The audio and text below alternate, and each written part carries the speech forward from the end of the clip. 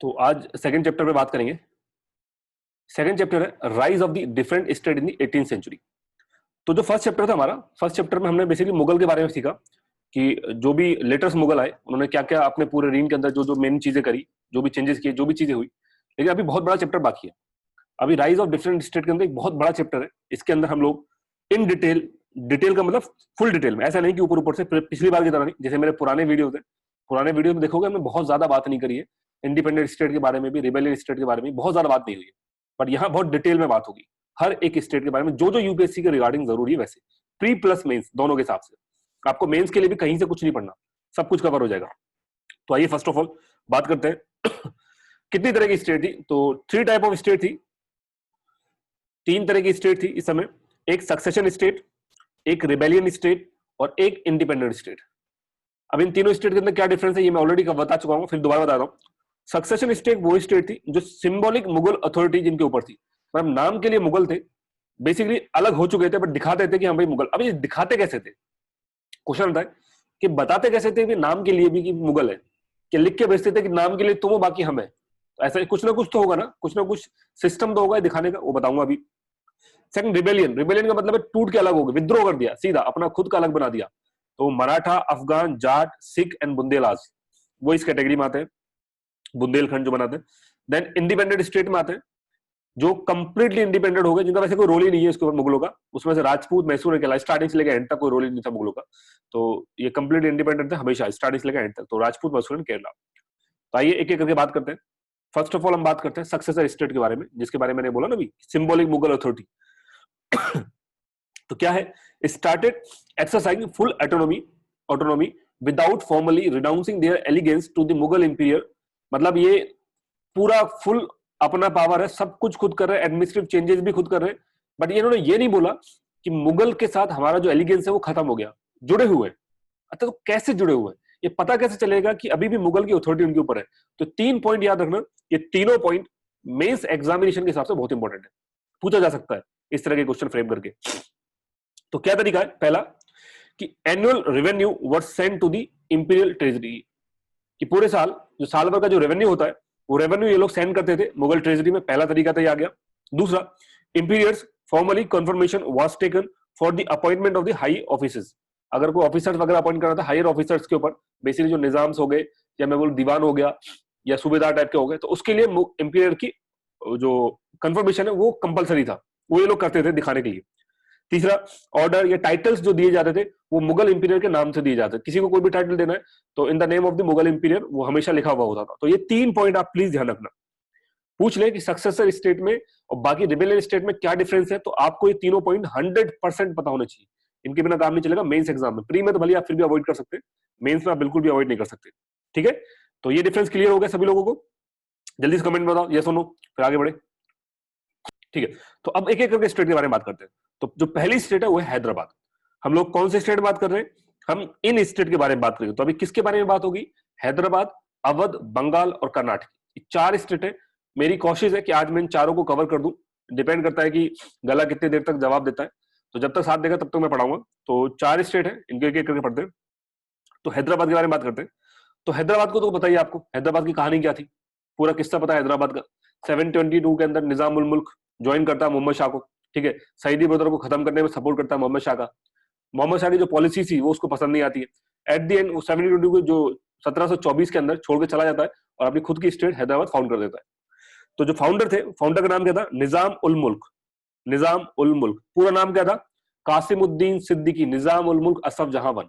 वो इस तरह से एक्चुअली इनका पूरा नाम को बेसिकली इनका रियल नेम था कमर उद्दीन, कमर या कासिम ना, कमर उद्दीन सिद्दीकी निजाम उल मुल्क असफ जहां वन। तो कई जगह कमर लिखा, कई जगह कासिम लिखा हुआ, तो उसमें कोई दिक्कत नहीं, आपको ऑप्शन देकर समझ में आ जाएगा। ठीक है, तो कमर उद्दीन सिद्दीकी निजाम उल मुल्क असफ जहां वन, तो ये इनका कंप्लीट नेम था। अब ये नेम भी कैसे मिला, मैं नेम बताता हूँ। रियल नेम तो कमर उद्दीन सिद्दीकी है, इनको टाइटल दिए गए अलग अलग टाइम पर। तो एक टाइम जो टाइटल दिया गया, ठीक है, फर्स्ट चिन कुलिज खान, चिन कुलिज खान, तो ये टाइटल दिया औरंगजेब ने। ठीक है, तो ये टाइटल किसने दिया, औरंगजेब। हालांकि इसको हम लोग इंक्लूड नहीं करते इनके नेम के अंदर। दूसरा टाइटल दिया गया निजाम उल मुल्क, जो बहुत फेमस टाइटल है, ये दिया फर्रुखार ने। और तीसरा टाइटल दिया असफ जहां, जो किसने दिया, मोहम्मद शाह ने। तो 3 टाइटल मिले थे किसको, कमरुद्दीन सिद्दीकी को। कौन कौन से? चिन कुलिच खान, निजाम उल मुल्क और असफ जहां। किस किसने दिए? काफी ज्यादा इंपॉर्टेंट हो जाता है ये क्वेश्चन प्रीलिम्स एग्जामिनेशन के हिसाब से पूछा जा सकता है, बिल्कुल इसमें से क्वेश्चन फ्रेम किया जा सकता है, तो ये इंपॉर्टेंट पॉइंट है, ध्यान रखिएगा। अब थोड़ा सा इनका बैकग्राउंड जानते हैं आगे, इनके बारे में पढ़ने से पहले, हैदराबाद के बारे में आगे पढ़ने से पहले थोड़ा सा बैकग्राउंड समझते हैं। किसका बैकग्राउंड? कमरुद्दीन सिद्दीकी का बैकग्राउंड हम समझ रहे हैं। देखो, तो सबसे पहले ये क्या थे? ये वायसराय थे, कहां के? डेक्कन के। डेक्कन का मतलब पूरा साउथ कंट्रोल हो रहा है ऐसे, तो डेक्कन के वायसराय थे। कब से लेकर अब तक? 1713 से लेकर 1722। तो ये फर्रुखशाह की रीन आ चुकी है। तो ड्यूरिंग दी फर्रुखशाह रीन ये वायसराय के पोस्ट पे काबिज थे, ठीक है। फर्रुखशाह के टाइम पे ये क्या थे? एक वायसराय थे। अब हुआ क्या? Appointed viceroy in 1713 after the death of the Zulfiqar Khan successfully assisted Mohammad Shah in killing of the Sayyid brothers. Mohammad Shah made him wazir of the Mughal empire. तो इन्होंने क्या काम करा? पिक्चर थोड़ा समझो दोबारा से, ज्यादा था। जुल्फिकार खान को निपटा दिया गया, खत्म हो गया। तो जुल्फिकार खान जब गया तो उसके साथ के जितने भी नोबल्स थे सब खत्म कर दिए गए। तो पोस्ट वैकेट हुई, पोस्ट खाली हुई। तो उस पोस्ट पे एक पर्टिकुलर पोस्ट थी जो वायसराय ऑफ डेक्कन थी, उस पे किसको बैठा दिया गया? हमारे निजाम उल मुल्क को। जो भी निजाम उल मुल्क असफ जहां जो है उनको उस पोस्ट पे काबिज कर दिया गया। अब होता क्या है, फर्रुखशाह की जब ड्यूरेशन थी तो उसमें ये सपोर्ट करता है मोहम्मद शाह को, successfully assisted Mohammad Shah in killing of the Sayyid brother, Sayyid brother को मारने में। तो जैसे ही सईदी ब्रदर खत्म होते हैं उसके बाद मोहम्मद शाह खुश होकर इस वायसराय ऑफ डेक्कन को बना देता है वजीर ऑफ मुगल एम्पायर। समझ आया? तो क्या हुआ पिक्चर का थोड़ा सा हिस्टोरिकल बैकग्राउंड समझ आया कि पहले ये एज अ वायसराय अपॉइंट किए गए थे, उसके बाद जब मोहम्मद शाह की मदद करी इन्होंने सईदी ब्रदर को मदद किल करवाने में, तो उनके बाद इनको एज अ वजीर अपॉइंट कर दिया गया मुगल एम्पायर का। ओके, अब 1722 से लेकर 24 तक 2 साल तक ये वजीर रहते हैं।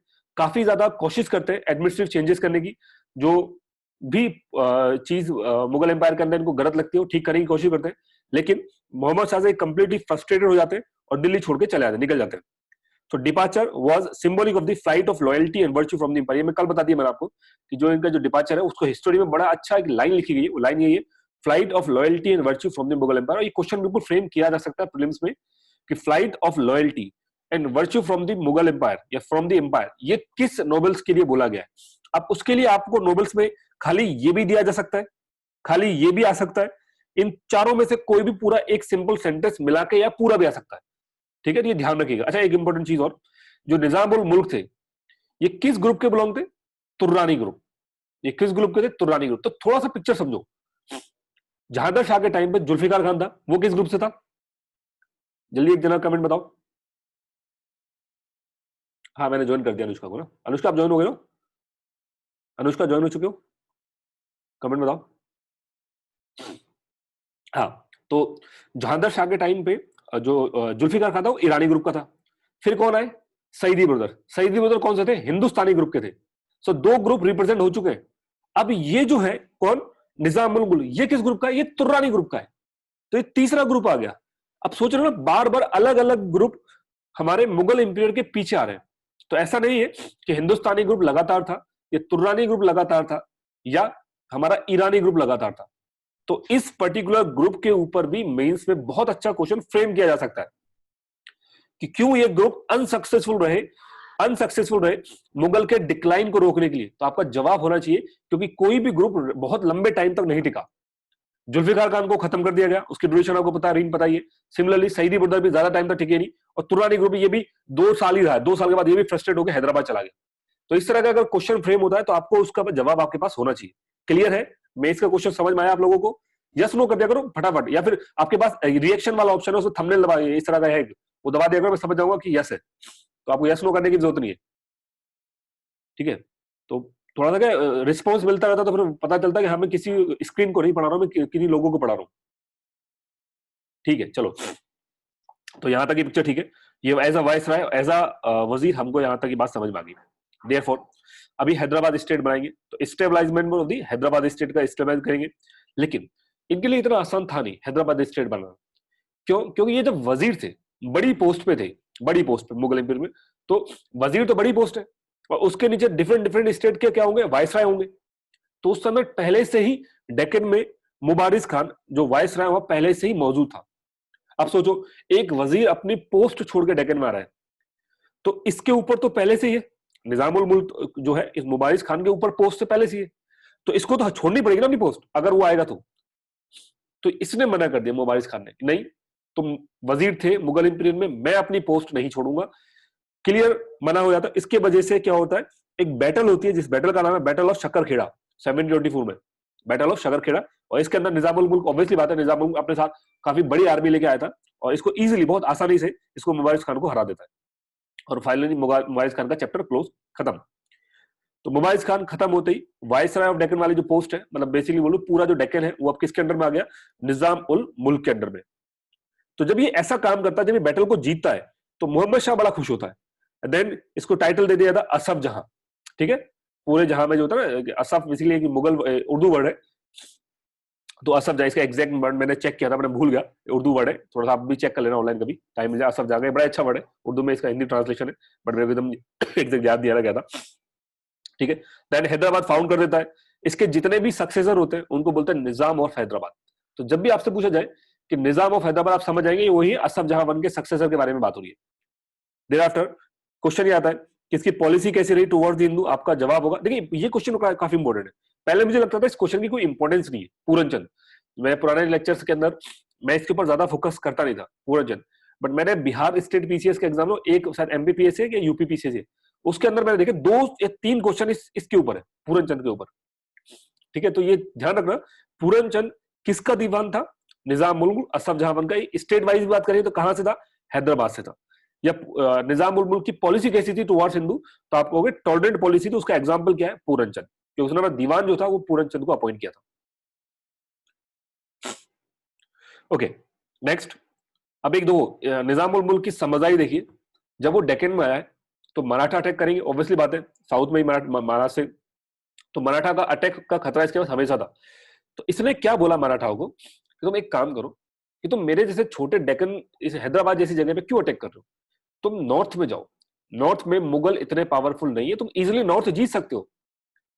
अब सोचो तुम्हें पूरी पिक्चर एक लिंक होती नजर आ रही है कि वो मराठा जो अभी तक सिर्फ साउथ में रहते थे, नॉर्थ में जाने का कभी सपना नहीं देखा उन्होंने, उनके दिमाग में ये सपना डाला किसने, निजाम उल मुल्क असफ जहां वन ने। क्यों डाला, क्योंकि वो खुद नहीं चाहता था कि मराठा उसके हैदराबाद स्टेट के ऊपर हमला कर दे, समझ आया। तो उसको बचाने का उसने दिमाग लगाया कि इनको हैदराबाद से बचाने, इनको बोलो कि आप नॉर्थ पे हमला करो, मेरे वफादार वहां बैठे हुए, मैं आपकी बता जो भी इसको मीठी गोली खिला दी उनको। मराठा को समझ में आ गया कि भैया हम नॉर्थ पर अटैक कर सकते हैं, तो मराठा ने अपना एक्सपांशन नॉर्थ की तरफ किया एंड फाइनली एक टाइम ऐसा आया जब थर्ड बैटल ऑफ पानीपत भी उनको लड़नी पड़ी। उसमें पूरी पिक्चर आपको पता है, 1720 से लेके 1761 में 41 सालों के अंदर बालाजी विश्वनाथ, फिर बाजीराव जो हम बोलते हैं, और बालाजी बाजीराव नाना साहब, ये 3 पेशवा है। इन 3 पेशवा के टाइम पे एग्रेसिव एक्सपांशन की पॉलिसी थी मराठा की, ठीक है। तो एग्रेसिव एक्सपांशन कर रहे थे, चाहे वो ईस्ट हो, चाहे वो नॉर्थ हो, चाहे वो साउथ हो, चाहे वो वेस्ट हो। तो इस तरह से निजाम उल मुल्क समझदारी से मराठाओं से बच गया डेक्कन के अंदर, अपना दिमाग लगा के उसने मराठाओं को नॉर्थ की तरफ भेज दिया, मुगलों की तरफ। फिर लेकिन हाँ एक क्वेश्चन और है कि जब बैटल ऑफ करनाल लड़ी गई, बैटल ऑफ करनाल लड़ी गई, कौन सी बैटल, जिसमें नादिर शाह आता है, इन्वेड करता है, तो उस बैटल में मोहम्मद शाह के सपोर्ट में निजाम उल मुल्क, क्योंकि लॉयल तो था ही, ठीक है, लॉयल तो था, भले ही इसने स्टेट को नॉर्थ बोल के बचा लिया, बट इस पर्टिकुलर बैटल में ये सपोर्ट करता है किसका, मोहम्मद शाह का। हार जाता है वो एक अलग बात है, सपोर्ट अपना ये प्रोवाइड करता है। 1748 में मोहम्मद शाह की डेथ हो जाती है, उसी पर्टिकुलर ईयर में हमारे निजाम उल मुल्क की भी डेथ हो जाती है। तो निजाम उल मुल्क के डेथ होते ही 2 सक्सेसर निकल के आते हैं, एक है नसीर जंग और एक है मुजफ्फर जंग। ये कौन है नसीर जंग, ये इसका बेटा है। मुजफ्फर जंग कौन है, ये इसका पोता है। बेसिकली बोलूं बाप बेटे, तो बाप बेटे ही लड़ मरते ही कि मैं बनूंगा। नसीर जंग, मुजफ्फर, और आप ये बहुत अच्छे से ये नाम दिमाग में बसा लो, क्योंकि ये नाम अभी दोबारा आने वाला है। किसी को याद है कि मुजफ्फर जंग दोबारा कहां पे आएगा, पुराने लेक्चर अगर आपने पढ़े हो तो कहां आएगा मुजफ्फर जंग दोबारा, बताओ जरा कमेंट में।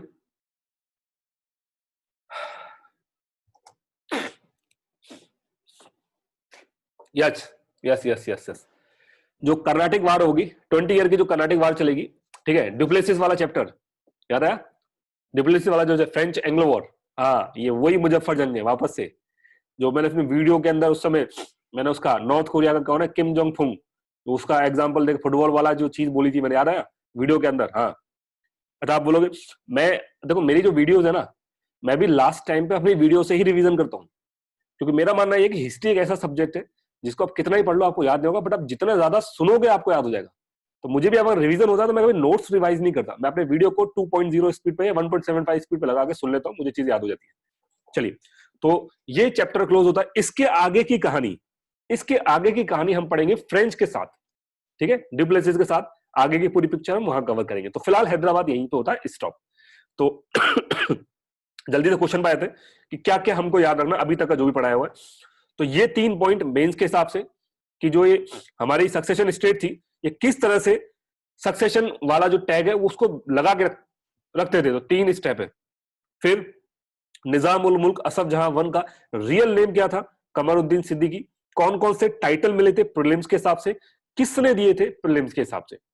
फिर वायसराय रहते हुए इसने क्या करा, वजीर रहते हुए इसने क्या करा, मेंस के हिसाब से इंपॉर्टेंट हो गया। Flight of loyalty and virtue prelims के हिसाब से इंपॉर्टेंट है। किसको हराया डेक्कन में, प्रीलिम्स के हिसाब से इंपॉर्टेंट है। बैटल प्रीलिम्स के हिसाब से इंपॉर्टेंट है। बैटल ऑफ शकरखेड़ा किस किस के बीच में लड़ी गई। देन पूरन चंद वाला अगेन प्रीलिम्स के हिसाब से इंपॉर्टेंट है। बैटल ऑफ करनाल हम पहले बात कर चुके हैं इसके बारे में। And then war of succession जो होगा इसके बारे में डिटेल में बात होने वाली है आगे जाके, 20 ईयर का जो कर्नाटिक वार होगा उसके अंदर। ठीक है, डन। अब आइए कर्नाटक में चलते हैं। यहाँ तक क्लियर है? फटाफट जल्दी से थम्स अप या जो भी यस नो करना करते चलो, थोड़ा सा पता रहे कि मैं क्लास को पढ़ा रहा हूँ। Okay, next Karnataki. कर्नाटकी के बारे में बात करते हैं। तो कर्नाटकी है क्या? कर्नाटकी आप कर्नाटक कर्नाटक को समझोगे नहीं, ये बेसिकली भी साउथ के अंदर एक सभा थी मुगल की डेक्कन में। वन ऑफ द सभा, सभा मतलब बेसिकली प्रोविंस है, जैसे आज के जरा में राजस्थान है, राजस्थान एमपी इस तरह से। तो ये भी एक तरह की सभा, एक पर्टिकुलर जो वहां उस समय कोई स्टेट तो होती नहीं थी, तो अलग अलग इलाके बांट दिए जाते थे, तो उसको सभा, हिंदी में सभा बोलते थे। इंग्लिश के अंदर जब ब्रिटिश ईस्ट इंडिया कंपनी आई तो उन्होंने इनको प्रोविंसेस बोलना स्टार्ट कर दिया। तो डेक्कन में एक सभा थी, इसका नाम था कर्नाटकी। किसके अंडर में आती थी? Governor of the Deccan. अब गवर्नर ऑफ द डेक्कन कौन होता है? वो गवर्नर का बेसिकली मतलब निजाम, जो निजाम जिसने हैदराबाद फाउंड किया था वही था वाइसराय। मैंने आपको पहले बताया ना वाइसराय। तो वाइसराय निजाम जब आया तो वाइसराय निपटा दिया उसने, मुबारिज खान उसकी जगह खुद ही आगे बैठ गया, तो अब वही गवर्नर है, वही जो भी है वही है मालिक है डेक्कन का। तो ये अभी कर्नाटकी हैदराबाद के अंडर में ही आता था, लेकिन यहां एक बंदा निकल गया जिसका नाम है नवाब सदतउल्ला खान। नवाब सदतउल्ला खान, ठीक है, सदत सदतउल्ला खान, सॉरी मैं खुद नहीं बोल पा रहा हूँ, थोड़ा सा अजीब, अब मतलब नाम तो ठीक है बट मैं सर प्रोनाउंस नहीं कर पा रहा।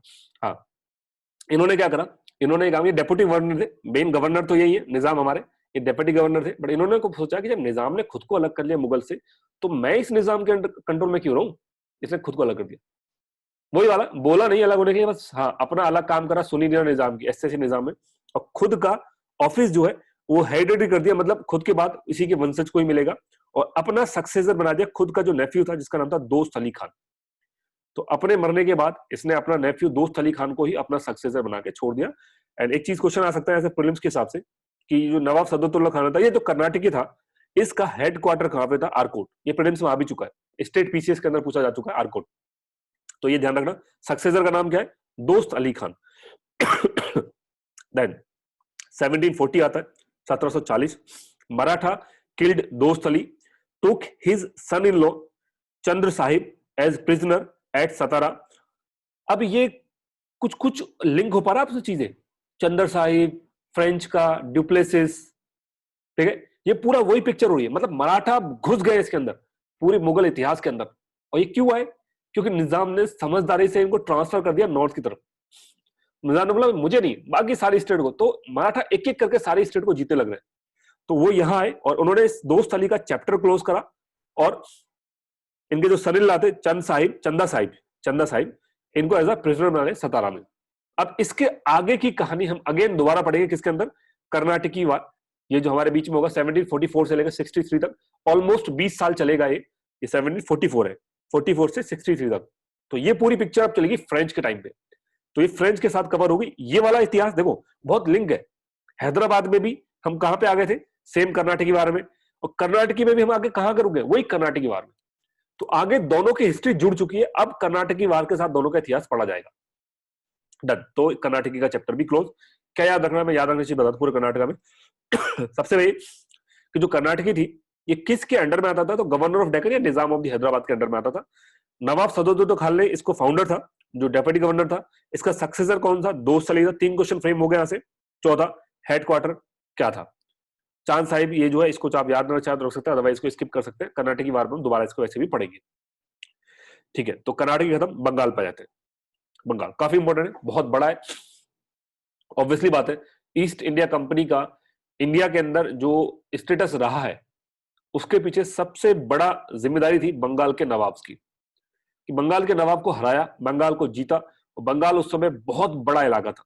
मैं कल जब आऊंगा क्लास में तो आपको बंगाल का उस ड्यूरेशन का मैप भी लेके आऊंगा, आपको दिखाऊंगा कि बंगाल एक्चुअली बंगाल नहीं था, बंगाल, बिहार और उड़ीसा पूरा कॉम्बिनेशन होकर बहुत बड़ा रीजन था, जो कंट्रोल करना अपने आप में ये मान लीजिए कि ऑलमोस्ट आधी इंडिया कंट्रोल करने के बराबर था। चल, तो बंगाल की उस समय कैपिटल क्या थी? उस समय की, उस समय बात करें, मुर्शिदाबाद। मुर्शिदाबाद कैपिटल थी। 3 डायनेस्टीज आई, नसीरी, अफशर, नजाफी। ये मैं पहले भी वीडियो में बात कर चुका हूं, तो जो चीजें मैं पहले बात कर चुका हूं उस पर मैं उतने डिटेल में नहीं जाऊंगा। ये टाइम पीरियड में ऑलरेडी बात कर चुके हैं। नसीरी, मुर्शिद कुली खान, अलवर्दी खान, मैंने आपको याद करने की ट्रिक भी बताई थी। नजाफी में जे आ रहा है, सिमिलरली मीर जाफर में जे आ रहा है, तो नजाफी का क्या हो जाएगा? मीर जाफर। बाकी नशीरी की मुर्शिद कुली खान, अफशर की अलवर्दी खान, ए से अफशर, ए से अलवर्दी। तो ये आपको फाउंडर्स हो गए कि किस किस डायनेस्टी का फाउंडर कौन था। ये हो गए फाउंडर, फाउंडर्स। ठीक है, चलो सेकंड से कर रहा है। हाँ, अब आइए बहुत ध्यान से, तसल्ली से समझना बंगाल प्रोविंशियल एडमिनिस्ट्रेशन को, बहुत ध्यान से समझना, क्योंकि बहुत ज्यादा इंपॉर्टेंट है। आज की क्लास में अगर ये भी कवर हो जाता है तो बहुत बड़ी बात होगी। बंगाल बहुत इंपॉर्टेंट है, बहुत अच्छे क्वेश्चन फ्रेम होते हैं। तो बंगाल का एडमिनिस्ट्रेशन हमको समझना है कि बंगाल का एडमिनिस्ट्रेशन उस समय कैसा था। तो आपको ये पता होना चाहिए कि बंगाल एक्चुअली बंगाल नहीं था, बंगाल, बिहार और उड़ीसा, ये तीनों का कॉम्बिनेशन था। 3 स्टेट थी, 3 प्रोविंसेस थी। अब जो ऑफिसेस थे वो डिफरेंट डिफरेंट ऑफिसर्स में बटे हुए थे। जैसे एक तो दीवान था, एक निजाम, एक बख्शी, एक कोतवाल, एक काजी, एक वकाई नवीज। ठीक है, वकाई नवीज। अब ये क्या क्या है इनके बारे में समझो। दीवान का काम क्या है? रेवेन्यू। दीवान का समझना, दीवान का मतलब पैसा गिनने वाला काम है, तो रेवेन्यू एडमिनिस्ट्रेशन का काम है। निजाम, निजाम है सिविल और मिलिट्री अफेयर्स देखेगा, सिविल और मिलिट्री अफेयर्स, ये निजाम के अंडर में आएंगे। बख्शी मैंने आपको बताया था, मिलिट्री पे मास्टर, आर्मी वगैरह के हिसाब से जो पे मास्टर है पूरा वो बख्शी के अंडर में, ये पहले ही बात हो चुकी है इस पे। Kotwal, head of the police department. काजी क्या होगा? जो जज काम करते हैं, सिमिलरली वही काम यहाँ काजी करते हैं। उस समय जज नहीं होते थे, उस समय काजी डिसाइड करते थे क्या हो रहा है क्या नहीं हो रहा है। देन वकाई नवीज, ये क्या करेगा? जो भी पॉलिटिकल सिग्निफिकेंस से जुड़ी न्यूज होंगी, मतलब इस पर्टिकुलर स्टेट की न्यूज, उस पर्टिकुलर स्टेट की न्यूज, पॉलिटिक्स से जुड़े हुए कि उसके यहाँ पे ये हो गया, इसने आक्रमण कर दिया, ये हो सकता है, वो हो सकता है, ये पूरी न्यूज कलेक्ट करके आएगा, मुगल दरबार में ऐसा खड़ा होगा और सारी न्यूज एक एक करके बोलेगा। इसका काम ये था वकार नवीज। इस तरह आपने देखा होगा मूवीज के अंदर भी कई बार ये चीज दिखाई हुई है कि खड़ा होकर पूरी चीज बक देता था, फिर बाकी जो भी एडमिनिस्ट्रेटर होते थे वो इस पर डिसाइड करते थे कि क्या करना है क्या नहीं करना है। तो ये एडमिनिस्ट्रेशन सिस्टम था।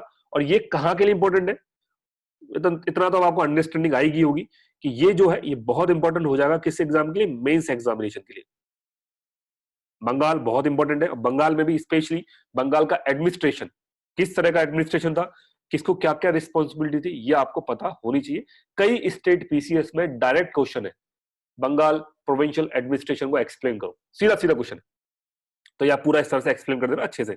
मैंने शॉर्ट में लिखा हुआ है, बुलेट पॉइंट्स पे लिखा हुआ, बेसिकली आपको इसको पूरा एलोबरेट कर देना। और वो मोस्टली आप ज्यादातर इंजीनियर है तो इंजीनियर के लिए ज्यादा बड़ी बात नहीं है, 2 लाइन के 200 लाइन भी बनाना आता है हम लोगों को, तो ये तो खैर आपके पास अच्छी खासी लाइन है तो बढ़ देना बस, इंजीनियर होने के नाम इतना टैलेंट तो होगा। चलो तो स्टार्ट करते हैं किससे। अच्छा ये भी बता देता हूँ, तो जो सभा होती थी, सभा को डिवाइडेशन था सरकार में, सरकार से डिवाइडेड परगना में। सिंपल सा पॉइंट है, तो कुछ खास नहीं है, डिवाइडेशन हो गया, अलग अलग नाम दे रखे। एक बड़ा रीजन सभा है, उसके अंदर छोटा रीजन सरकार बना दे, उसके अंदर परगना बना दी। जैसे आज के टाइम पे इंडिया पूरी कंट्री है, उसके अंदर एक स्टेट है, स्टेट के अंदर डिस्ट्रिक्ट है, डिस्ट्रिक्ट के अंदर हमारी तहसील है। तो इस तरह से ये डिवाइडेशन उस समय का डिवाइडेशन है। अब फाउंडर पे चलते हैं। सबसे पहला कौन सा फाउंडर था? सबसे पहली डायनेस्टी थी नसीरी। नसीरी में भी कौन? मुर्शीद कुली खान। फिर हम किस पे आएंगे? अफशर। अफशर के बाद किस पे आएंगे? नजाफी। तो एक एक डायनेस्टी को पढ़ते हुए चलते हैं। तो नसीरी के अंदर मुर्शीद कुली खान 1770 से लेकर 1727 तक, 10 साल तक ही ये रहे। 10 साल के में 1727 की डेथ हो जाती है। तो बंगाल को 1770 में फाउंड करते हैं ये, साथ में अलवर्दी खान इनको सपोर्ट करते हैं ये चीज बनाने में। अब थोड़ा सा इनका बैकग्राउंड भी जानते हैं मुर्शीद कुली खान का। जैसे हमने निजाम का बैकग्राउंड सीखा था कि कैसे पहले वायसराय थे, वायसराय से फिर वो निजाम बने, तो वैसे मुर्शीद कुली खान का बैकग्राउंड भी देखते हैं। 1700 में औरंगजेब ने इनको दीवान बना के भेजा बंगाल, जाइए बंगाल के आप दीवान हो। अब दीवान का मतलब समझ आ रहा है, दीवान कौन, पैसे वाला, रेवेन्यू का काम, ठीक है। 1770 17 साल के बाद फर्रुख शाह ने बोला एक काम करो, दीवान भी आप बन जाओ, निजाम भी आप बन जाओ, मतलब मिलिट्री का काम भी आप देखो, क्योंकि इनका एडमिनिस्ट्रेशन बहुत अच्छा था, मुर्शीद कुली खान का एडमिनिस्ट्रेशन बहुत अच्छा था, ठीक है। रेवेन्यू टाइमली मिल रहे थे और प्रॉपर जितना एक्सपेक्टेड था उससे ज्यादा रेवेन्यू मिल रहे थे, तो काम से खुश होके 1717 में फर्रुख शाह ने इनको बना दिया यहाँ का निजाम। तो ये एकमात्र ऐसा बंदा था उस समय के टाइम का जो एक साथ दो पोस्ट होल्ड कर रहे थे, दीवानी भी और निजामी भी, निजाम और दीवान दोनों। तो आप समझ ही गए ऑटोमेटिकली ये क्वेश्चन इंपॉर्टेंट हो चुका है प्रीलिम्स एग्जाम के लिए, कि कौन सा ऐसा नोबल था जो साइमल्टेनियसली दो पोस्टें होल्ड कर रहा था। तो आपका जवाब होगा कौन, मुर्शीद कुली खान, जो बंगाल के क्या थे, गवर्नर, या बंगाल के सूबेदार भी बोल दो, या बंगाल के निजाम भी बोल दो, या बंगाल का दीवान भी बोल दो, ठीक है, सारी एक ही पोस्ट है, ये तीनों तो एक ही पोस्ट है, दीवान लग, क्लियर। द सेकंड चीज, he declare himself as the nawab of the Bengal, इसने अपने आप को नवाब बना दिया, खुद नहीं, इसको लग गया कि कब किया, जब मुगल फॉट कर रहे थे, कहां पर, मुगल जो दिल्ली के अंदर, फर्रुख शाह, सऊदी सईदी बरदर, मोहम्मद शाह, तो इसने कहा मेरे पास बहुत बड़ी आर्मी है, मुझे मुगलों से डरने की जरूरत नहीं है, और इसने अपने आप को नवाब घोषित कर दिया बंगाल का। तो ये क्वेश्चन भी बनता है इसके लिए फ्रेम, कि ऐसा कौन सा नोबल था जिसने खुद को इंडिपेंडेंट नवाब घोषित कर दिया था, डिक्लेयर कर दिया था। तो आपका जवाब होगा बंगाल ऑफ द नवाब। बाकी सब ऐसा नहीं है कि बाकी सबने ये बोल दिया कि हम नवाब हैं, वो मुगल की अथॉरिटी के अंदर ही काम कर रहे थे, इंडिपेंडेंस नाम की नहीं थी, दिखाने के लिए थे मुगल सिंबल के, बट हाँ ऐसा नहीं था कि ओपनली उन्होंने चैलेंज कर दिया। बट फिर भी इन्होंने अपनी जो डिग्निटी है उसको मेंटेन करा, रेवेन्यू सेंड करते रहे, ठीक है, रेवेन्यू जो था सेंड करते रहे मुगल पे, बट हाँ नवाब इंडिपेंडेंट काम करना स्टार्ट किया। तो बंगाल के पहले इंडिपेंडेंट नवाब बने मुर्शीद कुली खान। सेकंड चीज, he was also the last governor of the Bengal appointed by the Mughal empire. Obviously बात है लास्ट ही होगा ना, इसके बाद तो मुगल तो अपॉइंट करेगा ही नहीं, इसके बाद तो सारे खुद ब खुद ही होंगे। क्या चेंज करा, पहले कैपिटल ढाका हुआ करती थी मुर्शीद कुली खान से पहले, इन्होंने कैपिटल चेंज करके करी मुर्शिदाबाद। और आपको यह भी समझ में आ रहा होगा कि मुर्शिदाबाद नाम किसके ऊपर पड़ा है, समझ आया, मुर्शिदाबाद किसके ऊपर पड़ा है, मुर्शीद कुली खान, इन्होंने सिटी बजाई उसको नाम दे दिया गया मुर्शिदाबाद, मुर्शीद कुली खान के नाम के ऊपर। तो ढाका से नई कैपिटल एक्चुअली शिफ्ट नहीं करी, इन्होंने नई सिटी डेवलप करी जिसका नाम रखा गया मुर्शिदाबाद। बंगाल को एक प्रॉस्परस स्टेट इन्होंने डेवलप करा। तो ये यहां तक की कहानी रही मुर्शीद कुली खान के बारे में। अब आगे चलते हैं, मुर्शीद कुली खान ने क्या क्या डेवलपमेंट करा वो देखते हैं मेंस के हिसाब से। ये प्रीलिम्स के हिसाब से 2 से 3 पॉइंट मैंने आपको बता दिए, अब मेंस के हिसाब से चलते हैं। क्वेश्चन आएगा कि मुर्शीद कुली खान ने जो चेंजेस किए, जो भी एडमिनिस्ट्रेटिव चेंजेस किए इन दी बंगाल, प्लीज एक्सप्लेन, इनको एक्सप्लेन करो, इस तरह का क्वेश्चन आपसे फ्रेम होगा। तो आपको वहां पहला पॉइंट लिखना है कि rationalisation of the land revenue system, कि इन्होंने जो सबसे पहला काम करा वो लैंड रेवेन्यू सिस्टम के ऊपर करा। क्या करा, तो देखिए सर, तो main challenge face by the Murshid Quli Khan, क्या चैलेंजेस फेस थे, कि जो सारा प्रोविंसेस था, जो बंगाल था, वो अलॉट कर रखा था ऑफिसर्स को एज अ जागीर, मतलब पूरे बंगाल में जमीन ऑफिसर्स को दे रखी, ये इतनी जागीर तुम्हारे पास, इतनी जागीर तुम्हारे पास। तो जब ये बंगाल पहुंचा, इसने देखा कि स्टेट के पास तो जमीन ही नहीं है, सारी जमीन किसके पास है, ऑफिसर्स लेके बैठे हुए, नाम मात्र की जमीन है स्टेट के पास। तो इसका दिमाग खराब हुआ कि मैं रेवेन्यू कहां से भेजूंगा, रेवेन्यू जनरेट कहां से करूंगा। तो इसने क्या करा, जितनी भी जमीन थी, जो भी जमीन थी, उसको कन्वर्ट कर दिया खलीसा लैंड में। अभी खलीसा लैंड क्या है, खलीसा लैंड का मतलब स्टेट लैंड, मतलब उन्होंने बोला अब तुम्हारे पास जितने भी ऑफिसर है, तुम्हारे पास कोई जमीन नहीं है, जितनी भी जमीन है वो स्टेट की है। तो ऑब्वियसली बात है ऑफिसर रिवोल्ट करेंगे, तो उन्होंने बोला टेंशन मत लो, तुमको जमीन दे रहा हूं, बदले में जमीन दे रहा हूं। और कहां जमीन दी, फॉरेस्ट में, जंगलों में, सेम बराबर जमीन जंगलों में दे दी, जाओ वहां मस्ती से हाथी घोड़े शेर बक के साथ आराम से मस्त रहो, वही खुश रहो। तो ये एक अच्छा काम करा, जो मेन फर्टाइल लैंड था वो इन्होंने अपने पास ले लिया, स्टेट लैंड बना दिया, सो दैट ये रेवेन्यू जनरेट कर पाए। और ऑफिसर्स को भी इन्होंने नाराज नहीं करा, और उनको है जंगलों के अंदर, वाइल्ड प्रोविंस के अंदर उतने ही अमाउंट की जो लैंड था वो इन्होंने प्रोवाइड कर दिया, उतना ही जितना पहले था। सेकंड, एक थोड़ा सा ये इसका ड्रॉबैक भी आप बोल सकते हो कि मुर्शीद कुली खान का ये ड्रॉबैक भी रहा कि उन्होंने क्या करा, बट ड्रॉबैक कुछ टाइम के लिए, आप ये पूरे इंडिया वाइज बोलोगे तो ड्रॉबैक है, बंगाल वाइज ये ड्रॉबैक नहीं था इनिशियली, क्योंकि बंगाल को इससे फायदा हुआ। क्या था, replace the Mughal jagirdari system with ijara. वही इजरा, कौन सा इजरा, कौन सा इजरा, इजरा किसने इंट्रोड्यूस किया था मुगल के अंदर, प्लीज कमेंट सेक्शन बताइए, इजरा किसने इंट्रोड्यूस किया था? सईदी बुरदर या जुल्फिकार खान?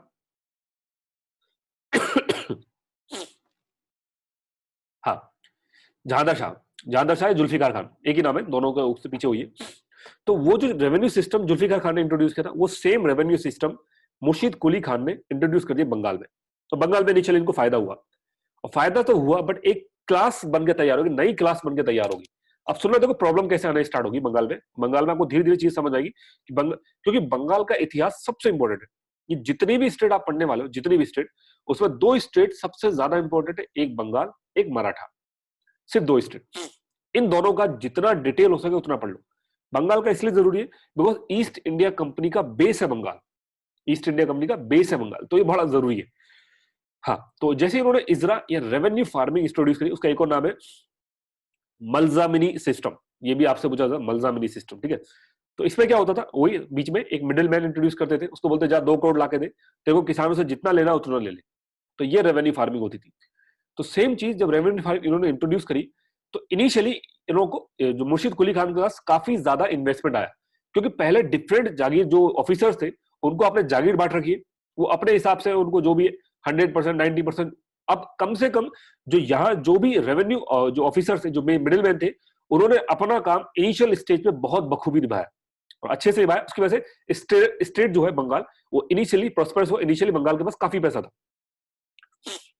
लेकिन एक चीज ध्यान रखिएगा, इन चूजिंग ऑफ द इजरादार, मतलब जो मेन मिडिल मैन है, Murshid Quli Khan prefer the Hindus. अब यहां एक बड़ा अच्छा आगे इन फ्यूचर, जब मैं आपको मॉडर्न हिस्ट्री में जाऊंगा, गांधी जी के टाइम पे पहुंचूंगा, ठीक है, उस समय आपको मैं दिखाऊंगा कि किस तरह बंगाल के अंदर जब रिवोल्ट होगा, तो रिवोल्ट के टाइम पे भी बहुत बार ऐसा होगा कि जो जमींदार होंगे वो तो होंगे हिंदू, बट जो किसान होंगे वो मुस्लिम्स होंगे, ठीक है।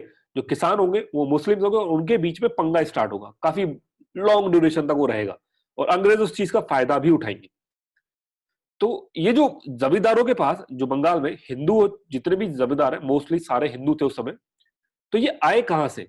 ये आए मुर्शीद कुली खान के हिसाब से, क्योंकि मुर्शीद कुली खान भी काफी ज्यादा टॉलरेंट थे, और इनको लगा कि जो जमींदारी वाला चीज है, ये अगर मैं किसी हिंदू राजा को दूंगा, मतलब हिंदू किसी पर्सन को दूंगा, तो उनकी वफादारी मेरी तरफ आएगी। किसी मुस्लिम को देने में खतरा क्या था? मुस्लिम को दे सकते थे आसानी से। डर ये था क्योंकि मुस्लिम में कई ज्यादा वफादार लोग थे, किसके रिस्पेक्ट में? मुगल के। तो उनको ये डर था कि कल को अगर कुछ भी तरह का मुगल कुछ करते, तो कहीं ऐसा ना हो कि ये उसको सपोर्ट करते। तो इसलिए इन्होंने एक नई क्लास तैयार करी, जिसको बोला गया इजरादार, या मैं बोलूं जमींदार, जिसकी सेकंड या थर्ड जनरेशन को जमींदार। पहले तो इजरादार बोलते थे, बट जब उनके बेटे हुए या बेटों के बेटे हुए, तो फिर वो जमींदार नाम से जाने लगे, जमींदार। तो इस तरह से जमींदार पिक्चर में आए, ठीक है। बताइए प्लीज कमेंट सेक्शन के अंदर,